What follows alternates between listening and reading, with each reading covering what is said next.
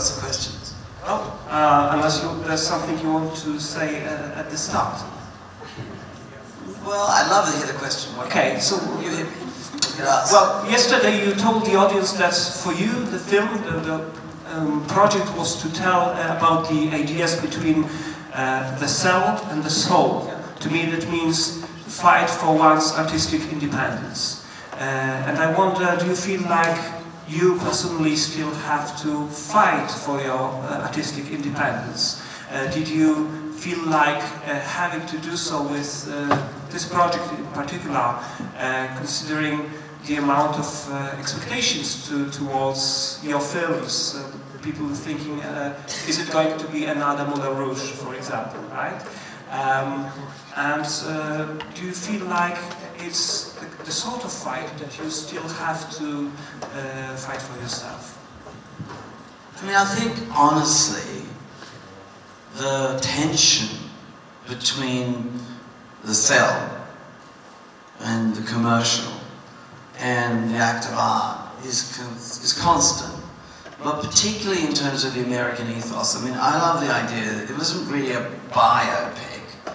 It was really, in the same way I said yesterday, Amadeus isn't really about Mozart. I mean, it's absolutely rooted in factual information. And Salieri did exist. But there's a totally preposterous conceit that Salieri somehow got Mozart to write the Requiem about his dead father to sort of kill Mozart because he was so jealous that all his talent was put in this little piggish person. That's preposterous. But nonetheless, what it does is it amplifies for us the idea of jealousy, how it can turn someone. So with Elvis, the tension between the Colonel, that is the greatest carnival act I've ever seen.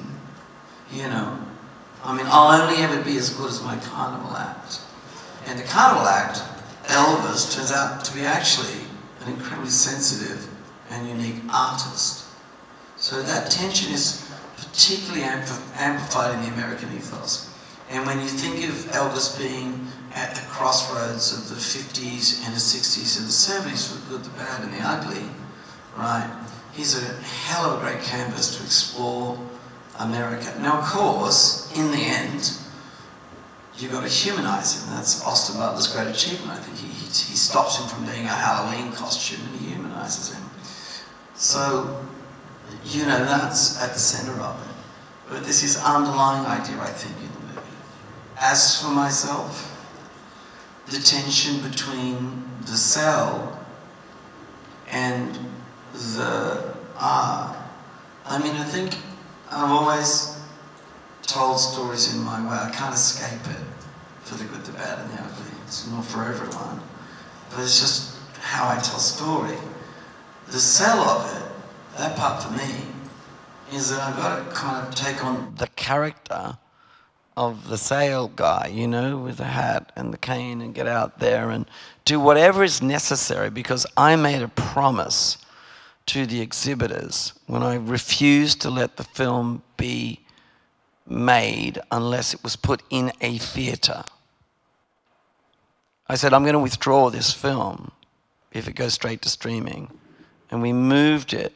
And the promise was not only it would be in a theatre, but we would double the window of it being in a theatre. And then I had to go to Vegas and promise 3,000 exhibitors that I would do anything necessary to bring audiences of any background, of any type into the theatre. And they'd be like, oh yeah, you know. I said, we're not just going to like LA and New York. Well, I'm going to come to Arizona. And we did. To fill the theatre with all kinds of audiences.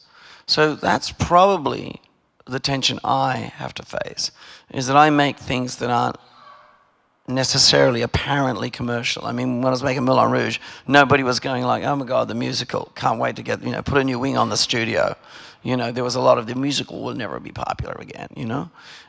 So that's how I relate to it. You know, I guess I'm a bit Colonel and Elvis, you know? Okay, thank you. My question to Mandy Walker is basically about your sphere of independence in relation with your director, considering that you have made, of course, Australia together and the 2 commercials beforehand, but you faced a director who has some very precise expectations and vision of what he wants to achieve, what he wants to see. How much space was there for your influences, your background, your insights in terms of relation, also the materials that were important for you. I don't mean just the documentary materials, the TV show and so on, but also your personal feelings towards what might work for this one. That's a big question. So first of all, for me, it's a dream working with a director such as Baz, I can tell you in front of him, I'm sure he won't mind, is... a dream. Because he's a true visionary, and there's not a lot of directors that I think are in that category exist today. You know, in history, yes, but there's not very many. And but I think also because we've been working together really for 20 years. I mean, this is our 4th project together. That we have a shorthand and we have a working relationship already that we can jump back into pretty quickly. And but you know, I would then define. I always say that when we first start talking, we always talk about story. You know, we talk about the script and we're only talking about story, and then we get into the reference that Baz had collected, because he'd been working on this project for about 10 years beforehand, and that he and Catherine Martin had put together like a little lookbook with images of Elvis and historical reference for the time period and the locations. But then Baz is a great collaborator, and so we together would go to Dan Sasaki at Panavision and talk about lensing and talk about the story to him, and then we explored lenses, and then I'd get over the pre-production. This is really early on, like months before we start pre-production, and then Dan's kind of, you know, meddling away in his cave in Panavision, making iterations of options for us, and then we would start shooting tests together. So it's like a then it's like an exploration of ideas, isn't it? And we bring together books. We both love looking at photographic books and reference books, and of course, you know, like I was talking about last night, there's the existing footage of Elvis. There's a lot of reference there that we were what we called train spotting, which means replicating exactly on the screen those moments, coming from Austin's performance to how, and then for me it was how we were going to cover it and light it and get the camera operators in sync with the music and dance with him. And then the dolly groups had to understand too the rhythm of the of his movements and also the lighting, to get the lighting to be exactly the same with a combination of older like TV studio lights and concert lighting that I had to have in shot, and then I built some, and then wherever I could I integrated modern lighting fixtures because they're all on a DMX board and I can operate them from near the camera on an iPad. So that gives flexibility. But anyway, coming down to that it's not always the same with other directors, because I think that also Baz will get people, all of us involved very early on, to be very, very clear by the time we start shooting that we all know what's going on. We all have a plan, and a very specific plan to what is the vision in his head, and understanding that plan. I know you always get us together to make sure that there's that kind of harmony within the departments, that everyone, nobody walks on the set and not know what we're doing. We've rehearsed, we've done dress rehearsals, we've had the cameras out there, we've, you know, looked at shots, but also we're able to kind of to be flexible enough to if there's something in the moment that you can grab it, or you can understand how to focus on that and jump to something that is that, you know, that's happened, that has given Baz an idea, or, you know, that in the performances you see something, or a little moment of magic, and being able to kind of quickly move to capture that, but still be in the same world that you were in the planning of the scene, if that makes sense. Yeah, it's worth adding, because we were just talking about it 5 minutes ago. That footage of Elvis that's famous, the level of innovation that Mandy, and really Mandy, had to go to. For example, she went to the lens makers and had lenses made, spheros for 60s, spheros for the 50s, 60s, and then the genuine anamorphics. The spheros in the 60s are like Lawrence of Arabia lenses. Then anamorphics made. And then, like other innovations, like we were just saying in the comeback special, those floor television cameras, inside the cameras were modern cameras. So that the camera was exactly where the television camera was. So the exactitude that we had to get to copy exactly the famous footage. Now, when it came to doing the emotion or the inner life of the characters, we completely changed the camera language. So there's a distinct difference between the camera language that is, you know, the internal life of Elvis and the Colonel, and then there's this kind of total replication of a reality that already exists. So that was really, really, and you know, and in 3 periods. We're doing 50s, 60s, and 70s. So I'm just saying that because actually we put so much labor in innovation, even like Mandy was saying.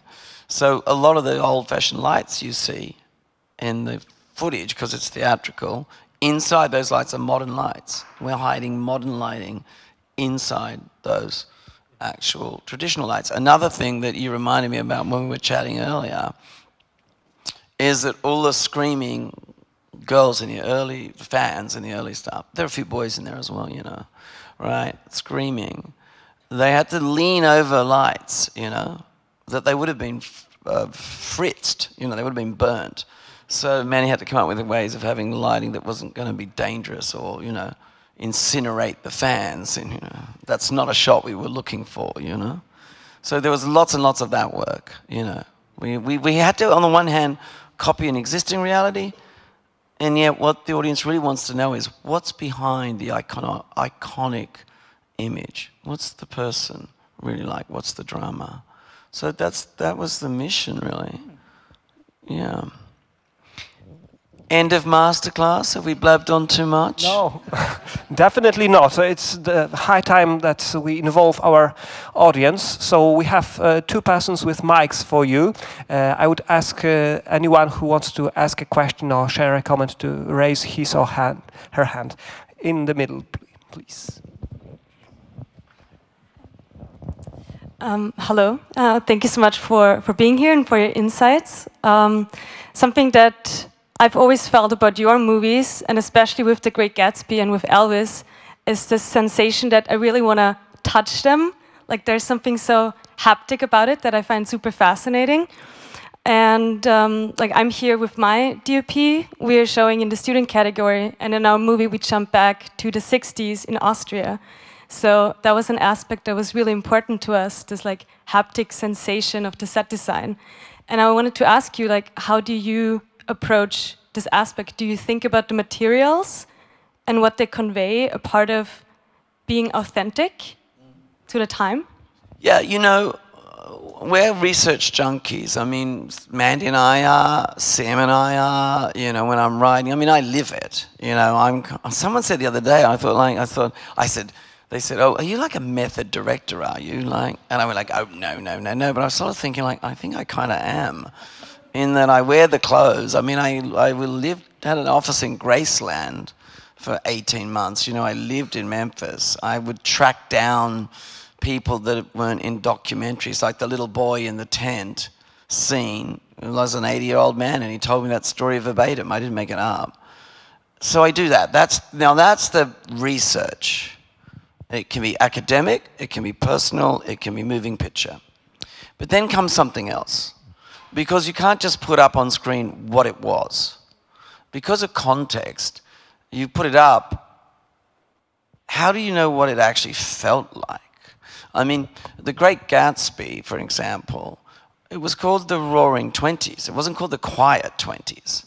You know, I mean, you know, Nick Carraway might write in an internal voice that seems quiet, but he's writing about a loud, brash, colourful, in-your-face. It's the jazz age, you know? Elvis. How do you convey not just what it was, but what it felt like? Now, a good example of that, and it's quite topical because I just read 15 seconds ago that it got nominated for a Grammy, but Doja Cat's, you know, Vegas track, You Ain't Nothing But a Hound Dog, right? That song, right, was written by two gentlemen. The language in it was street language. It was kind of offensive, you know?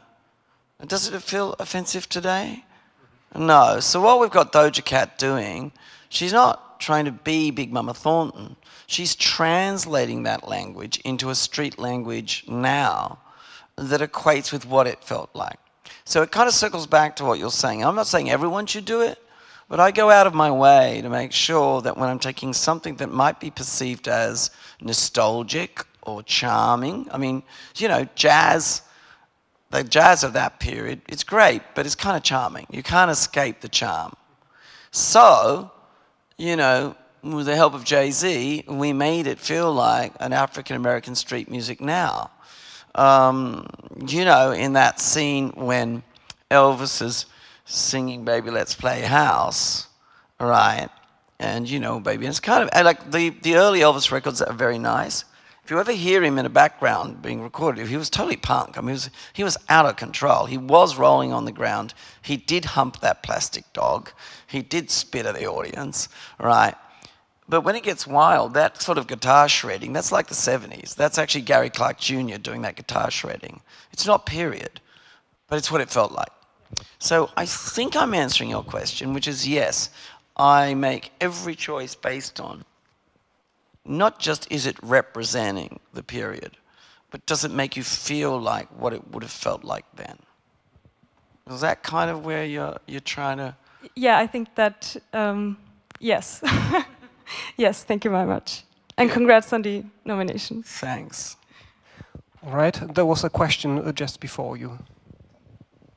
I wanted to ask about the music in Elvis, because I feel like it really took it to a next very innovative level of like just changing the, you know, all those sounds all the time. I wanted to ask when in the process you start working with the music. So is it in the script already? Is it like a conducting sheet? And then on set, what do you do while shooting the images? Is the music in the room? Is it on, or like when? How's the process? What's your name? Lily. Lily. Morris. That's a great question. Actually, I kind of write 3 scripts, right? I write the written word, and then I develop the visual language script, and then I develop the musical script, all simultaneously. So I would have been working with Elliot as early as I was working with Mandy. And we were doing experiments. I mean, we're doing experiments like, we did one, because I have a label. I have a label with RCA. I've had it for a long time, and it happens that Elvis's music was with RCA. I was able to go into the salt mines like 5 years ago and pull out recordings of Elvis doing Bob Dylan that no one's ever heard, you know. And we were doing experiments with his voice and mixing it up, like things that had happened but were never recorded, like him doing duets with, you know, James Brown and stuff like that, which he did, you know. And so that started very, very early. But something else occurred, and that was, I wanted to take, like, the well-known, let's take Suspicious Minds. It's a key piece.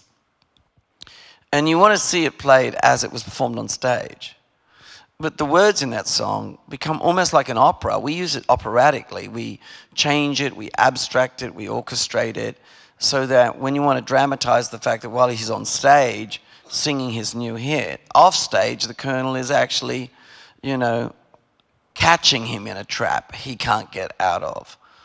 Those guys can't go on together with Suspicious Minds. you know?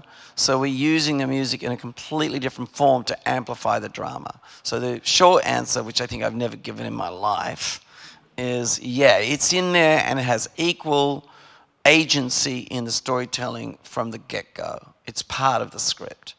And then when we're shooting, yeah, we play it all the time, like it's, and pretty loud actually, you know? And then Ost sometimes would just sing a cappella. And it was mind-blowing. There was a bit of controversy early on about, like, does he really sing? And Mandy and I were doing camera tests, and he's in pink costume. The guys are just there riffing, singing That's All Right Mama. So I just put it out there, and we're not even miking him properly. And people are going like, surely that's Elvis's voice. And in fact, it's Austin. So pretty good for a guy who said to me, you know, I don't really sing. Yeah. Thank you, amazing. Okay, here you go. I have a question for you, Mandy, because in the usual setup you have a cameraman filming a beautiful woman and making her a sex object. And in Elvis, in the most beautiful and respectful way, you turn this around. You're a DOP, female DOP, filming a beautiful young man who becomes this, in a really respectful way, a sex object. And how was that for you? Because that's not a setup that women usually are used to being in. So I would really like to know, how did you approach that? How did that feel? Well, I think the way that I look at my job is not as a female cinematographer, because I am a cinematographer, and I feel like that, like as you say, men were chosen to photograph women because they were, you know, perceived to be adoring and they were going to be loving to them through the camera. And I don't look at my job like that. And I think that if it was a woman that I was shooting or a man, I'm trying to tell a story to an audience, and I don't take it as a personal kind of style of mine or anything like that. So, but I mean, I will tell you a funny story about when we were doing that scene of Austin in the pink suit. Is I talked to my camera operators all the time, and we had music playing, obviously, and we're doing the concert performance. And again, we'd rehearsed it many, many times. We'd been on stage with him. We knew all the angles. But I was standing next to Baz, and doing what we do is riffing. So once we've got all the particular angles we'd planned, then we do some versions that are things that we're, you know, seeing, or moments we're seeing that we capture later on. And I was on like these boleros. They're like a communication system that you use like in helicopters, where we can have the music, hear the music in the room, but then I can talk to them as well. They've got a earphone on piece on, and one of them, Jedi, who was one of our camera operators, absolutely had a ball. So, and kept telling us, shooting the musical sequences. There's one bit when I was yelling at him through this. I was going, bottoms, bottoms, bottoms, because I wanted him to go down to the wiggly bottom, and it was funny, but it was sort of. But I was still doing my job, you know. And like you said, we weren't sexualising it all, but it was. I mean, I'm trying to help the audience feel emotions that the director is wanting to portray in the story.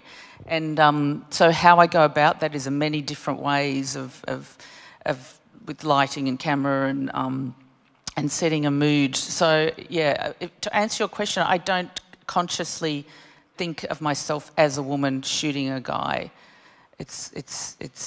Yeah, I think of myself as a DP. You know, but that's a great. What's your name? I'm Luna. My name is Luna. Bruna. Luna. Like Luna. Cool. Interesting question. You know, like I want to ask you a question. Do you want to be a DP? What do you want to be? What do you want to do? Yeah, I studied cinematography, so yeah. Great. What percentage of the larger industry do you think are women DPs? What's your guess? I just heard a panel talk this morning about it, and I heard it's 9%. Must have popped up 3% since yesterday, but yeah. Maybe because we've all joined up. But it's somewhere between like 5 and 9%, right? And I have to say, and I'm not saying it because of Mandy, because it's funny what Mandy's saying is, I just think of Mandy as, you know, my joined at the hip DP, right? And I've been in situations with Mandy, you know, where it's 1,000-degree heat in the middle of a desert and everybody else is passed out on their back and there are 1,000 cows running at us, you know, and Mandy and I are kind of the last ones standing. I'm barely standing, but she's still standing. So I just think of her as that. But it's pretty incredible that there's only 9% of the entire industry are women. It's a pretty blokesy thing around a camera, you know, and there's no reason for that, you know. So I'm glad you're doing something about it. All right.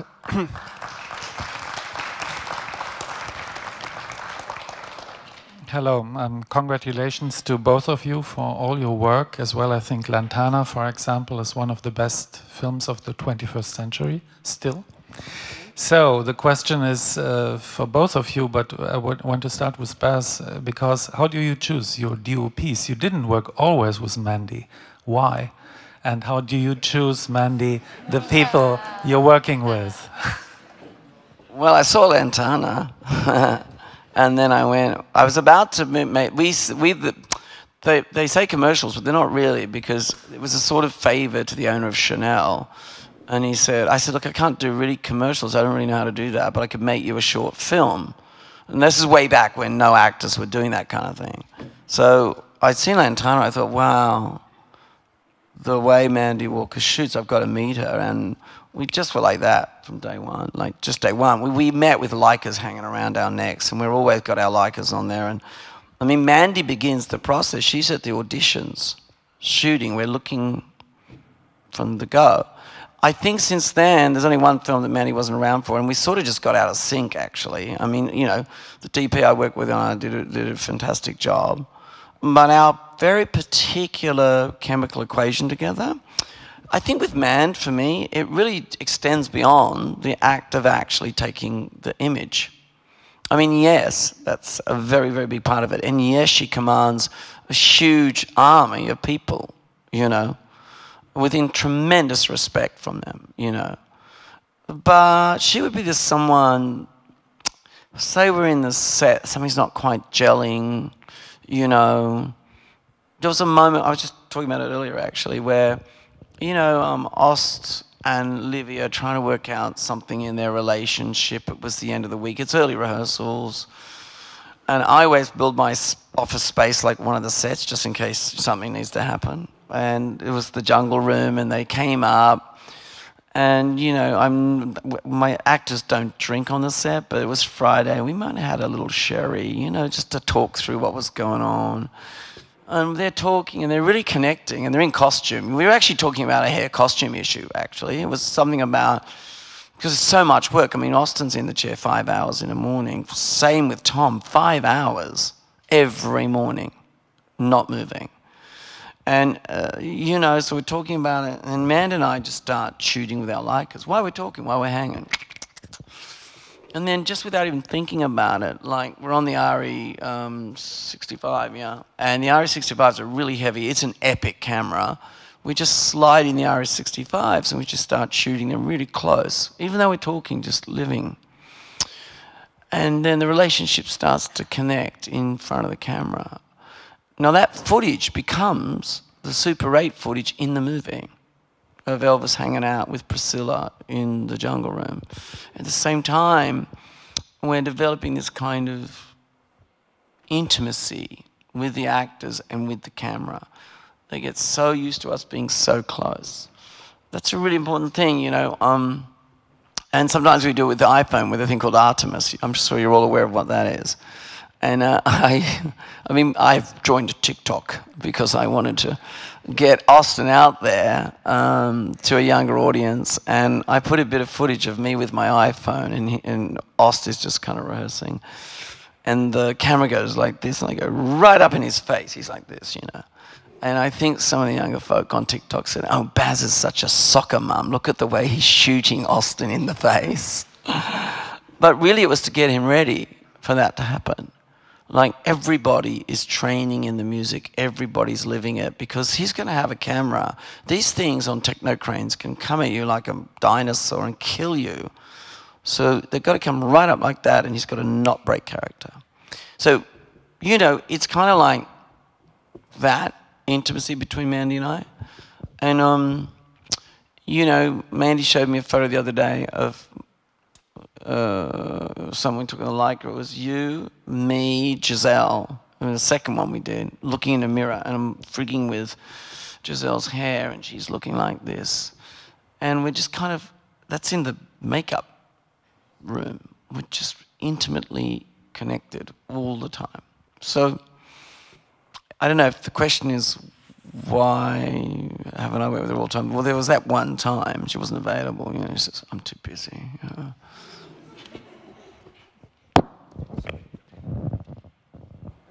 All right. So first you, and then the gentleman in the second row.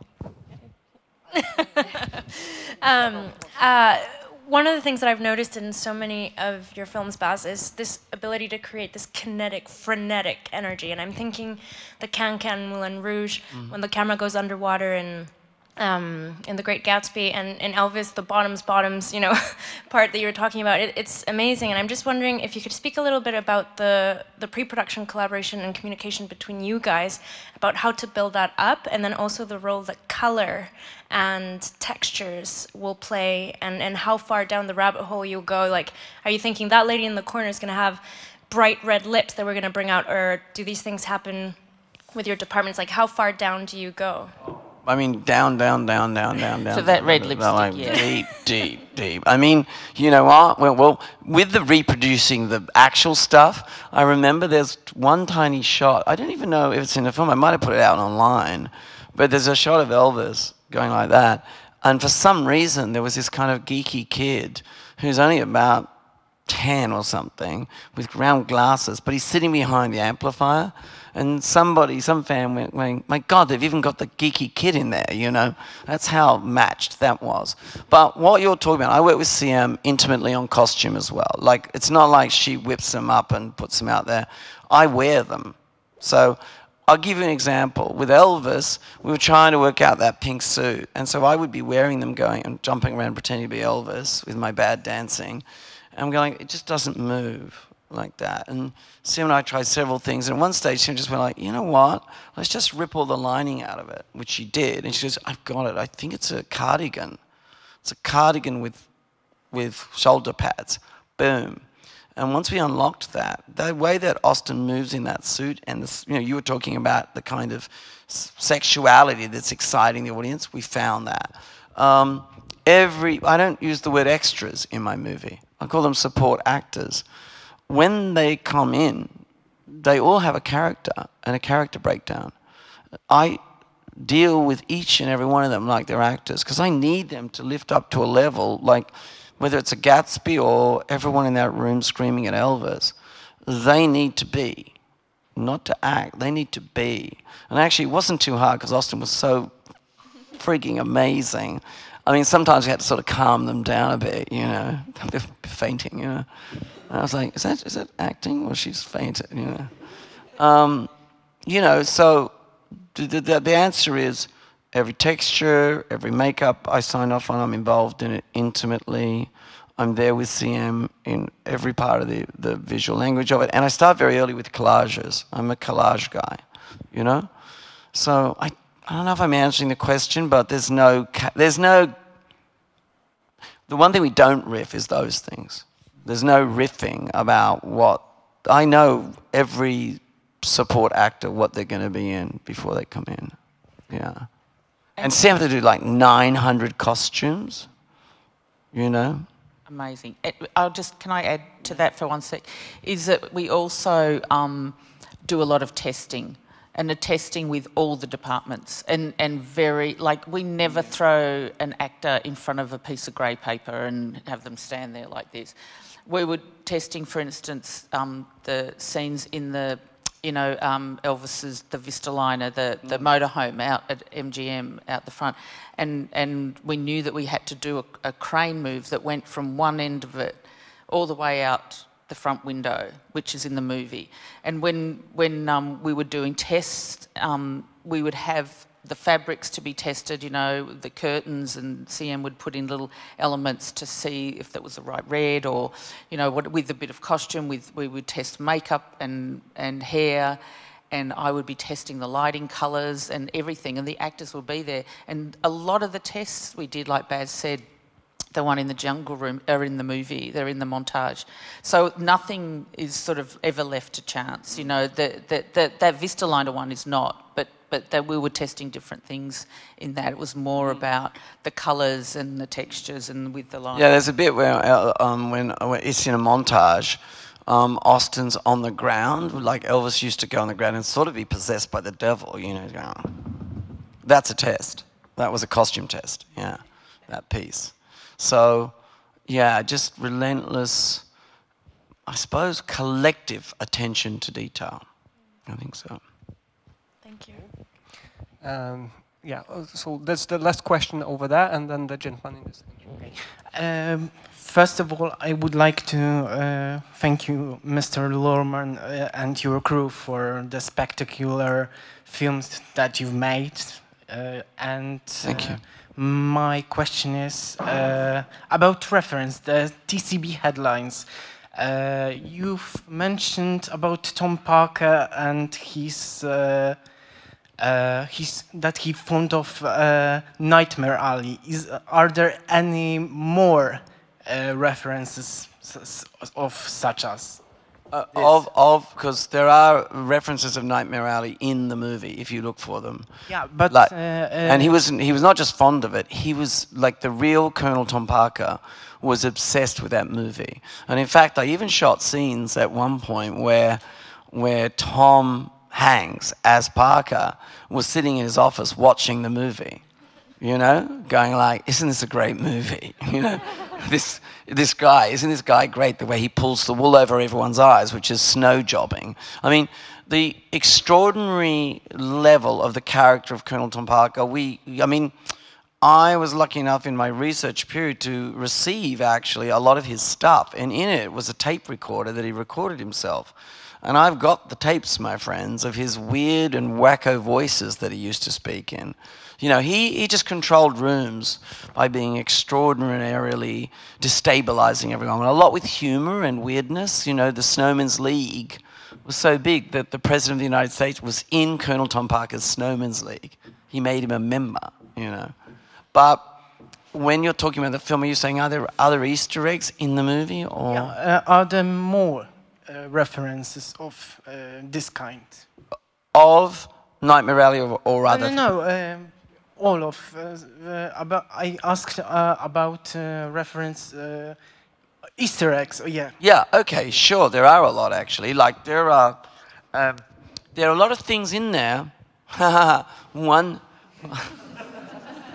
that got picked up, and actually the fans. I mean, the funny thing about my films are always made, one, for the future, and two, I make them so you know how they're going to win when they begin, but it's the way they're told, right? And it's a sort of old cinematic language that I recode in a modern way. But one of the things is they're made in layers, and they're made so that you can see them more than once. And it's not an exaggeration that this film has been seen by so many people more than once. Not uncommon for me to get, you know, social media posts saying, you know, what have you done to me? I've seen it 30 times, right? Now, as people are becoming more fan-like about the film, they're picking up tiny little Easter eggs. One of them, which is quite cute, is that in the sort of Hollywood montage moment, there's a moment, a lot of it's Austin, and some of it's not, and every now and then I've got meta moments of the real Elvis in there.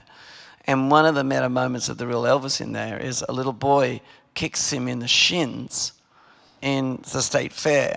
That little boy is Kurt Russell, who then grows up to play Elvis in another version of the movie, and it's in our movie.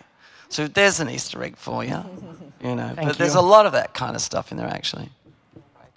The gentleman in the second row.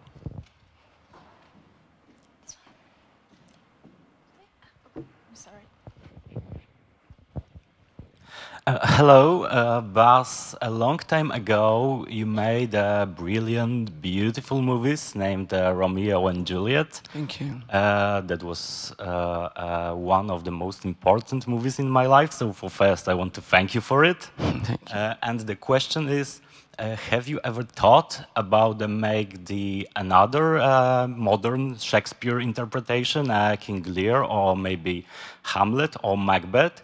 And also, I want to ask you about the extended cut of Elvis. It will be ever? Yeah, I have actually thought about doing another Shakespeare. I love Shakespeare. I grew up on him. I was educated. When I was doing my acting, my actor teacher diploma at NIDA, which is kind of what my background was. And I also had a theatre company and all of that, but I was very, very focused on Shakespeare, Molière, you know, that kind of thing. And I have thought about it, but I just hope I find the time to do it, because I tend to have things floating around in my mind, and then I go, well, what do I need to explore in my own life? And what can I put out there that's going to be useful for this time and this place? So I've thought about it, but I'm probably going to be distracted by something else. I feel, you know, there's things I kind of want to do, because wouldn't that be fun? And then there's things I feel I have to do, because that's what needs to be put out there. As for the 4-hour cut, there is no such thing as the 4-hour cut, all right? It's a 4-hour director's assembly, and that just means we put all the stuff together, and honestly, every minute of a motion picture costs a lot of time and a lot of labor to make. Having said that, we did shoot all those performance moments all the way through. I mean, Austin actually walks like Elvis from around the back. Mandy's trained all of her crew, some of them even dressing like cameramen of the time, to follow him walking around. The curtain goes up, he walks on the stage, cameras are all in position, and he performed the entire concert without stopping. Okay. And honestly, the first time it happened, I mean, it was so far out. Like, I had a grip, I was just saying, a grip, who's worked for us 20 years. He's probably said 6 words to me in 20 years. And at the end of it, he came on and he went, oh, boss, mate, I've done the Star Wars. I've worked on the Thin Red Line with Terry Malick. I've done it all, but I've never seen anything like that. You know, and some of the operators had trouble actually, like, holding it, because it was like we were there. I mean, it was kind of a phenomenal experience. One day, not tomorrow, not this year, but I can see the potential of doing extended performance sections. I mean, the film runs like 2:40, and I had to keep the audience enough of it to show that it feel the performance, but also to keep the drama going. It is a dramatic film in the end, you know. It's not a concert film, and yet I wanted you to feel like it was that. Okay, so I will be waiting for it. And just you? Okay. Maybe, probably not. Yeah. But I love long movies and director's cut and extended. So. Also, I want to ask you, did you consign Elvis Steelbook, you and Mandy? Sure, of course I can. Okay. Yeah, just send it down, I'll do it, no problem. Okay. Yeah, I'll be honored. All right.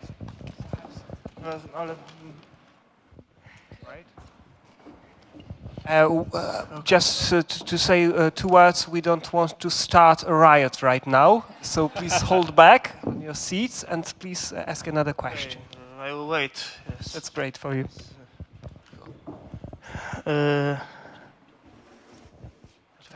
I would like for the moment we'll stop with it, all right? Okay, we'll do this at the end. Okay, guys, I'll tell you what, at the end, I'll just sign some stuff for you if you like that.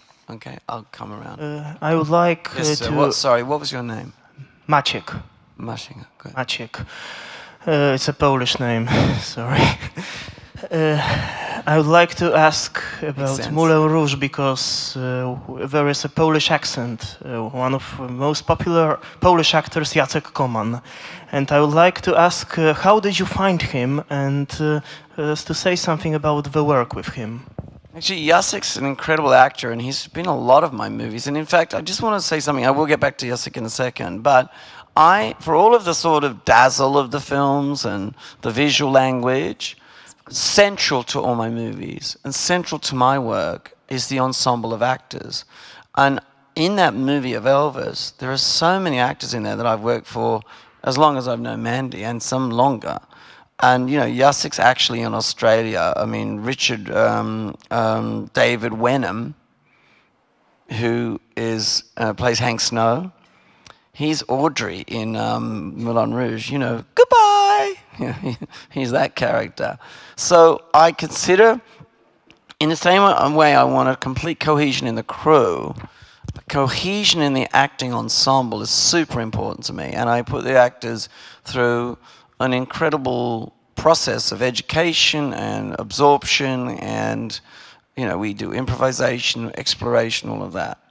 Jacek is a very particular case because I knew him when he was in the theatre, and he was a great, great theatre actor, and I had a great passion back in my theatre days for a lot of the, you know, Grotowski, and he was playing in Australia in the theatre, yeah. And I think he was in the Grotowski Theatre, I think, in Poland. In Melbourne and Sydney, he was in a city called Anthill, and he was like this actor that everyone said, like, oh my God, this guy's amazing, you know. He's from Poland, so he must be great, you know, because we were very serious young people then. And yeah, you know what was great about Jacek? I'll tell you something interesting about that in Moulin Rouge. So Jacek, we cast him as the narcoleptic Argentinian, right? And he had to do, there was the Roxanne moment, you know, where he's singing Roxanne. Incredible, but let me tell you something. I recorded that with Jose Feliciano, a legendary singer, in my lounge room. He sang it because Jacek wasn't a singer.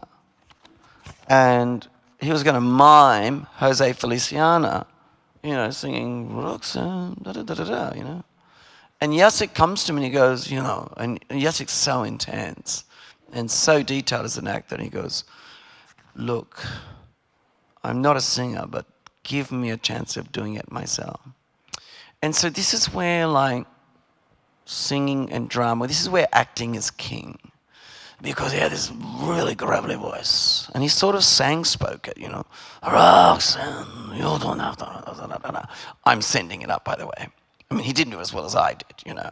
But, and he came up with this great solution of actually acting, singing it. And I think it was, in the end, a much better solution because it was so guttural and emotional.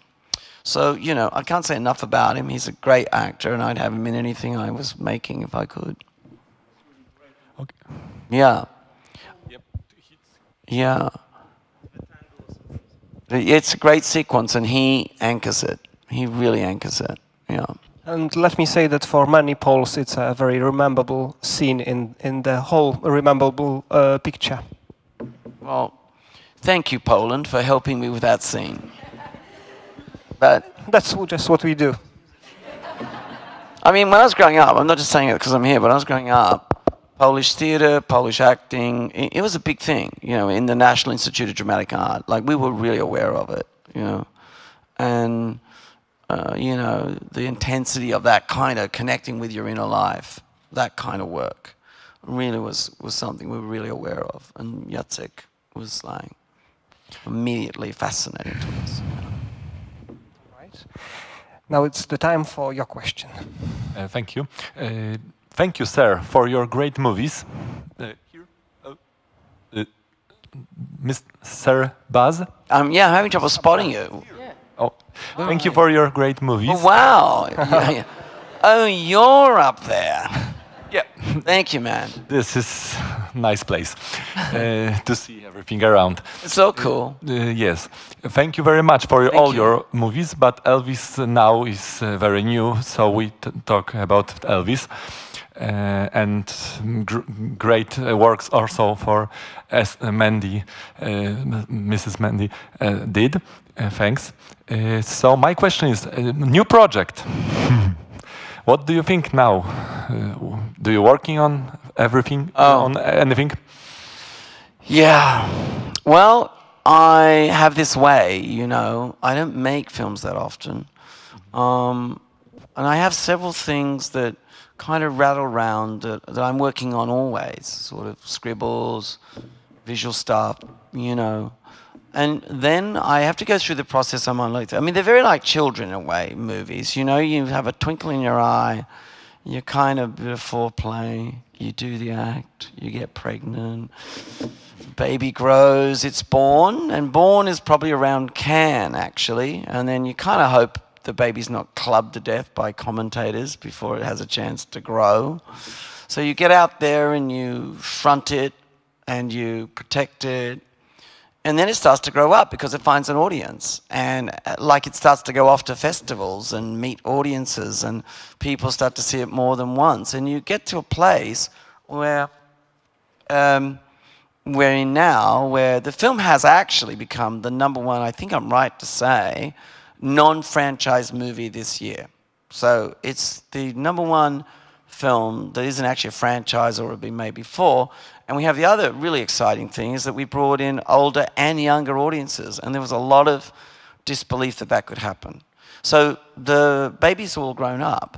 Now, the baby isn't so grown up and so evolved that I've forgotten about it and it's run away to obscure festivals or turns up somewhere on a television show late at night.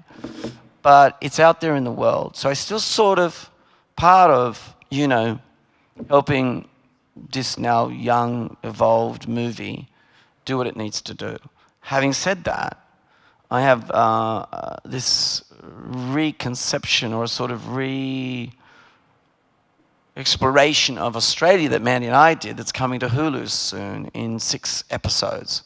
I've done, you know, much like we were talking extended Elvis, I can see actually a kind of extended, probably episodic version that has a different way of looking at the movie. You know, now maybe people go like, why'd you do that? But I just thought like, why not? You know, explore that concept. And then new works. I mean, I have a lot of Moulin Rouge live stage shows on everywhere. Like one opened in Cologne last night, and there's one in Japan starting, and there's one, so 6 of them are running. So those little kids need looking after. But I will get back to movie making quicker than I normally do. I don't know why. I think because we made this film in the pandemic and it almost went away, it almost died. And we got it through the pandemic. And actually, it was the smoothest shoot we ever had. It came in on time and under budget. Very rare for me. So I kind of feel energized. Maybe because I'm older, I don't know. I just feel like getting out there, and it was really crazy walking past all of that equipment out there. I was kind of going like, oh, I'd like to try that thing. What can it do? So I can't tell you now, because the moment I say something, I have to do it. So may I suggest a topic? What are you working for Warner Brothers, are you? You know, in our country, a problem is LGBT people. Maybe problem. in any other countries as well, because I know, for my perspective, that if you live in village in Poland, still to present that you are maybe gay or lesbian person, it's still something very, very difficult to overcome, let's say. And I guess this is big discussion in our country about rights, human rights, about decisions people make to say that they are a gay person, or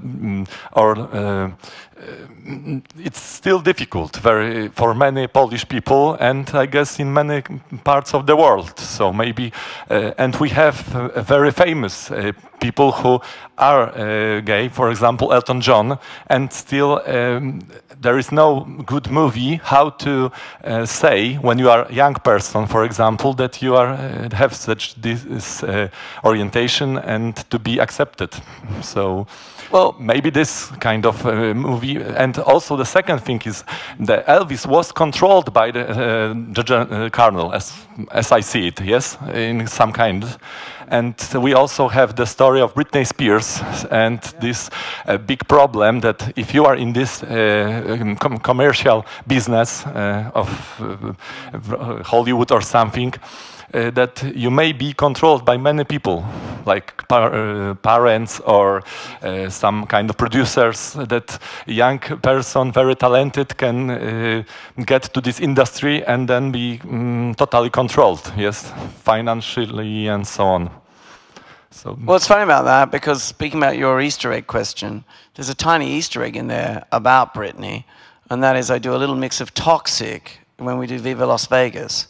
So it's just a little nod to that parallel. No, the Backstreet Boys are there too, yeah. Yeah, they were here. Backstreet Boys were here in Krakow, and I talked to 3 ladies who were going to this concert, and they were my age. And actually, we had a very nice conversation in that railway, because when I said to my friends 20 years ago that I like Backstreet Boys, many of them said, like, I am crazy, because they thought only Depeche Mode, U2 are good bands, and like Backstreet Boys, it's like 4 guys singing, and this is too romantic to lovely scene to be listening to this music. And actually, in my hometown, it was very difficult to say little village. Yes. Sorry for interrupting you, but we really acknowledge your insights. But so we would like to give the chance to ask 2 or 3 last questions to I'm going to do a quick answer though about your first bit, which is. I'm probably not going to do a Polish film about coming out gay, right?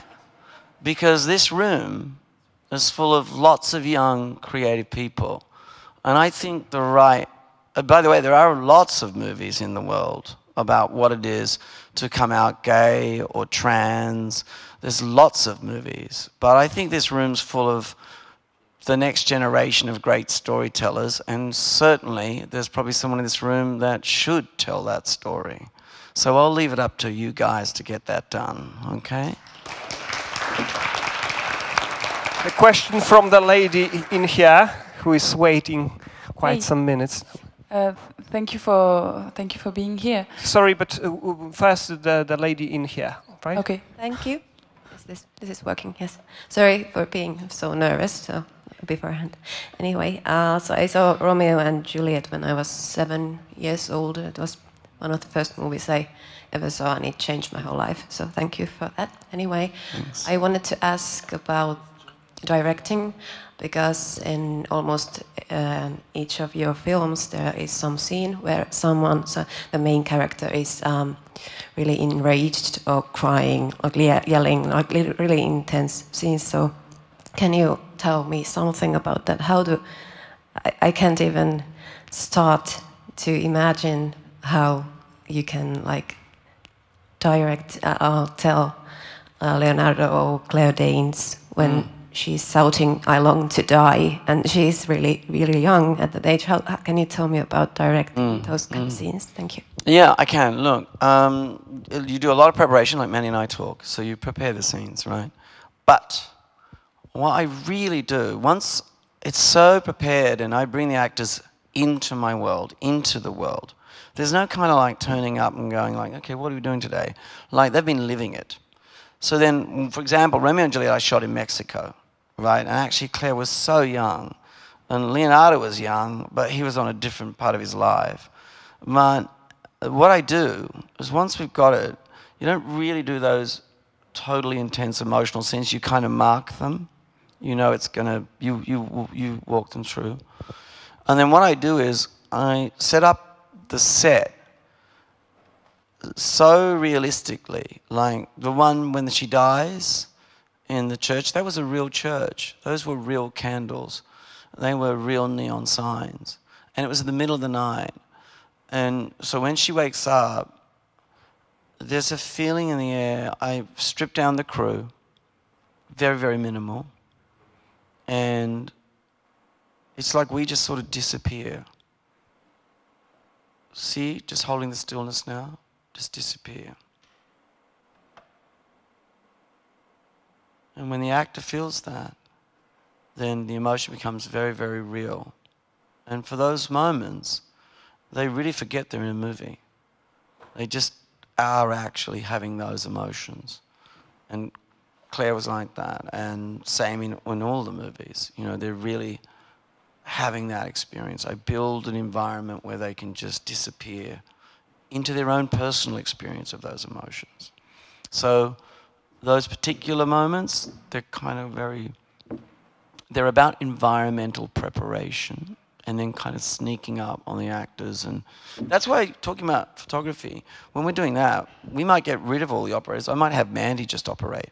And I'll see Mandy there, and you'll see the emotion coming. I'll just do this with my hand and conduct the camera in, because I can feel that the actor's falling inside of the emotion. And if we need it close, I will literally stand next to the dolly grip and I'll sneak in, because the actor's so used to me coming in really close. I'm always in there close with them. I become invisible to them. And so they can feel it, but they're more inside the scene. So that's kind of one technique I would use for that, for a scene like that. Yeah. Thank you so much. Now, please do ask your question. Yes, thank you for being here. You just said that you did a lot of tests, and especially a lot of lenses tests, and even that you asked to make some. I don't know if I really understood well. Yeah. I really would like to hear you, Mandy, about your, like, how you approach this film, about the texture of the film, because it's like a story that's in the past. And maybe if you could tell us a bit more about these lenses.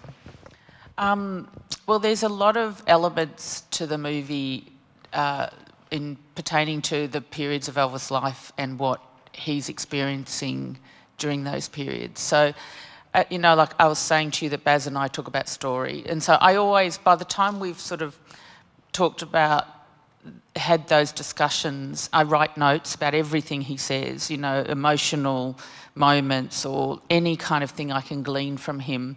And then I start exploring stuff, and we bring things together, and the same with Catherine Martin, so that between the three of us, there's all these elements come in, and it's photos, and it's reference of movies, it's paintings, it's also, we just go to location and sit on the location and think about it, you know, or when the sets are being built. But like I was saying, on Baz's films, it's all about preparation. And so I do a lot of tests, and I'll say, you know, that as soon as I start, and I have a lot of pre-production. I think, well, I started in auditions, and then I was doing non-consecutive little testing along the way. Then when we start, my crew come on, and we start rigorously testing anything I can. And those lenses went through like 3 series before they was just spot on how we wanted them to feel. And I tested them with the concert lighting, and then with some of the locations that we were shooting on, and with the art department textures and the lights that we built and everything. But the other thing that we did was we talk about the period, like for instance, Shake Rag, the reference that we all thought was very relevant was the photographs of Gordon Parks and Sol Leiter of that period. And also, I don't know, I can't remember, there was something that you showed me that you called black and white colour. There was a music video or something. And so all these little things come in to create this, our own version of how we feel that we should experience. I think it was Sol Leiter. I mean, black and white colour was a way of shooting colour, but having the same sort of desaturated graphicness of black and white. So Beale Street, it's really Parks that Beale Street is. It's a dead match. Yeah, and Mandy and I go in the tent. So we were doing LUTs. You know what LUTs are? We were doing like grading LUTs live as we were going and matching those photographs. So, you know, it's just triggering in your mind certain emotional referencing about pictures that you may or may not know. And also, it just gets to a point where it just feels right. You know, you could be super technical about something, but we'll try different things and say we look at different colours of paint texture or whatever, and in the end, it's what feels right for that scene. It's not. And we did have quite a few different LUTs on the movie. We based it on K1S1. If anybody knows Ariflex LUTs, it's a very basic mark to start with. That's not super saturated or contrast, and gives us a range to play with. Then we put the CDLs on, then we create the colour in the tent. But I always also, I make sure that none of the images are underexposed. It's the way, it comes from shooting film. I shot film like that always. And I would give detail in the shadows, so that if, say that we're in the DI suite and Baz says, I just really need to see more of the hair, you know, the black hair. I know I have that in the image, and I protect myself with that. So the CDLs bring the exposure down, but hidden behind it, there's this openness in the shadows that we can crush them and make them deeper and make them more contrast. But if we want more information, we always work with that, so that we never get stuck. Also, it's really important to know that we set out, as I said before, I said this film's got to be played in a theatre. We're making a theatrical movie for the theatre. And so Mandy really fought for, and we fought for and agreed, but you know, these things cost a lot of money, was to shoot it on the RE 65, we were on 65s. Yeah. So basically that's like 70 mil, you know.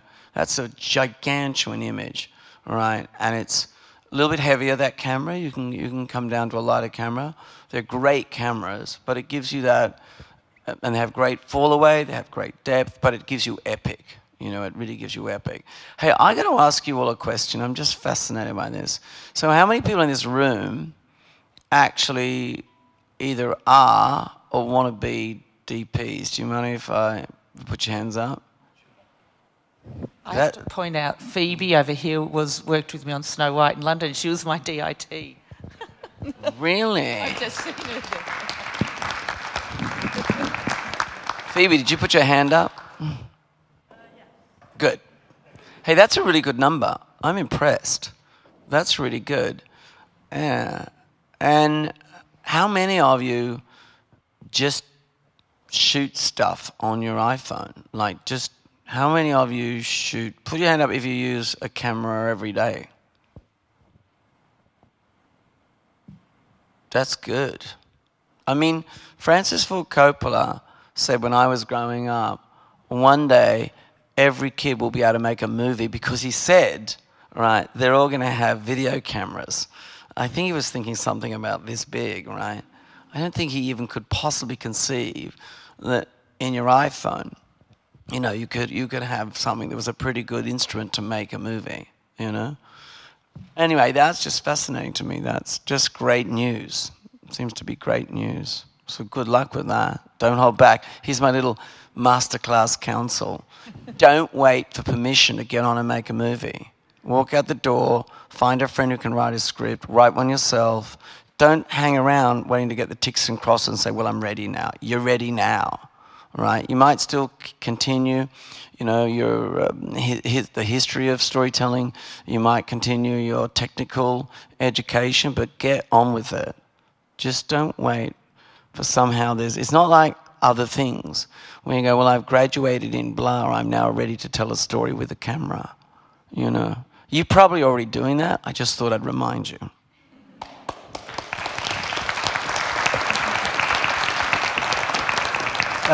Mandy, is there something you would like to add to that? Well, that's how I learned how to shoot. I didn't go to film school, and I started at the bottom of the camera department. But the whole time that I was doing that, I was very young, about 18, and but I was always shooting something. And this isn't days before iPhones. But I would just get little short ends and go with my friends and make little movies or do a student film of a student that I knew. And that's how I learned how to. So the way to learn is to do it, and just to experiment and try things and you know, just use your imagination and to get together with other people too, because filmmaking is a collaboration, and being able to work with your friends or people that you're at film school with, it's really important. That's what I would say.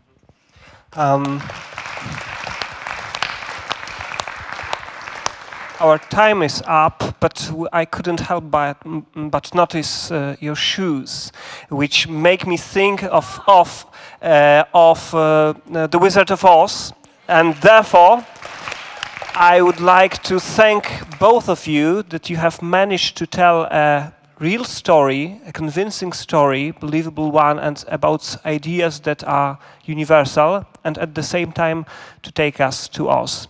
thank you very much. Thank you for being here, and so to much. the audience. Thanks, guys. Everybody, thank you. Take care, hey.